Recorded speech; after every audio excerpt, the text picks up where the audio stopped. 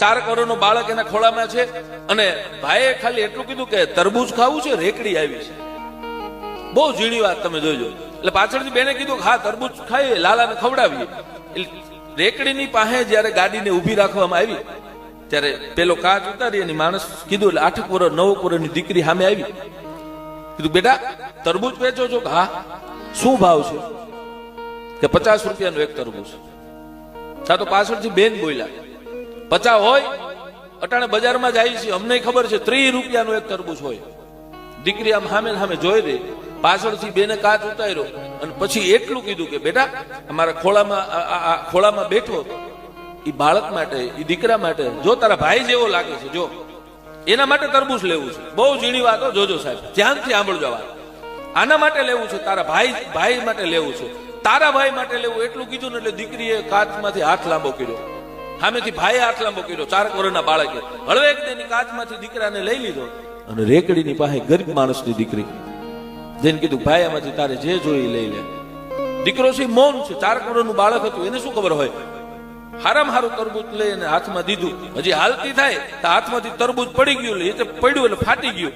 તા તો ગાડીમાંથી બેન બોલ્યા કે ઈ તારું ગયું હો, ઈ ગાડી સુધી નથી પૂગ્યું, આ તો તારું ગયું, એના પૈસા અમે નહીં આપીએ.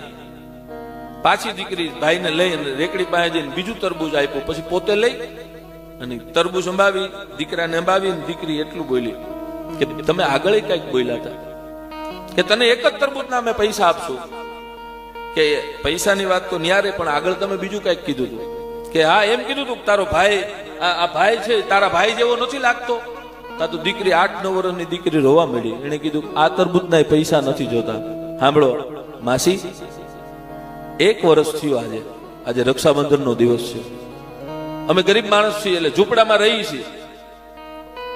વર્ષથી પહેલા મારા ભાઈને મેં રાખડી બાંધી હતી, પછી 5-15 દી પછી મારા ભાઈને તાવ આવ્યો અને અમે ગરીબાઈ એટલે અમારી પાસે પૈસાની વ્યવસ્થા નહોતી, એટલે અમે એકાદી રાત ખમી ગયા. બીજે દિવસે સવારે મારો ભાઈ છેલ્લા ડહોકા લેતો તો પડખે બેહી અને મેં હાથ જોડીને કીધું ગયે કનૈયા હે કાળિયા ઠાકર આને બચાવી દે, પણ અમારા નસીબમાં નહીં ને.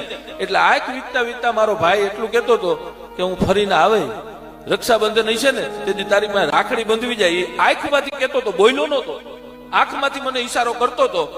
આજે મારો ભાઈ રાખડી બાંધવા માટે આવ્યો, એના તરબૂચના પૈસા મારાથી થોડા લેવાય. મારો વીર રાખડી બાંધવા માટે આવ્યો, એ રાખડી બાંધવા માટે આવ્યો. જ્યાં એટલી વાત થઈ ને સામેથી આ માણસ જોઈ રહ્યો અને પછી દીકરીએ હાથ જોડીને કીધું કે આના પૈસા મારાથી ન લેવાય. એટલે બેને પૂછ્યું કેમ બેટા પૈસા ન લેવાય? કે પૈસા એટલા માટે મારાથી ન લેવાય, જ્યાં સંબંધની વાત આવી જાય ને ત્યાં પછી પૈસાની વાત નથી આવતી. જ્યાં સંબંધ આવી જાય ત્યાં પૈસા પૂરા થઈ જાય છે. એ બાઈ હળવેક દઈને ગાડીમાંથી નીચે ઉતરી અને એની પાકીટમાંથી 5-7-10 હજારની ઝાંઝરી હતી, ઝાંઝરી લઈને દીકરીને મેળી પહેરાવા. તો ભાઈએ ઉતરીને એટલું કીધું કે આગળ તું 20 રૂપિયાની ગણતરી કરતી હતી, અટાણા 10,000નો દાગીનો જાય છે.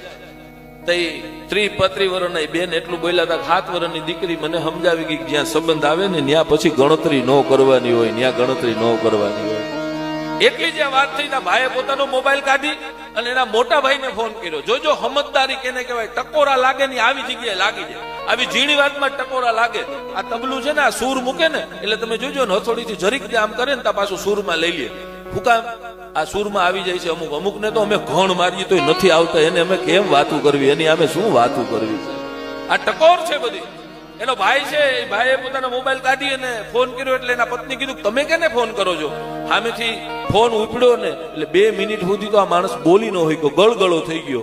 અને પછી પોતે એટલું બોલ્યો મોટા ભાઈ મારી ભૂલ થઈ ગઈ, તારી સામે મેં રોડ ટચની જમીનનો જે કેસ કર્યો ને આજથી હું પાછો ખેંચું છું, એ જમીન તને આપી દઉં છું. મને ખબર નહોતી, આ દીકરી શીખવાડી ગઈ કે સંબંધમાં કોઈ દી ગણતરી કરવાની ન હોય. તું તો મારો માં જણ્યો છો, મારાથી ગણતરી ન કરવાની, મારી ભૂલ થઈ.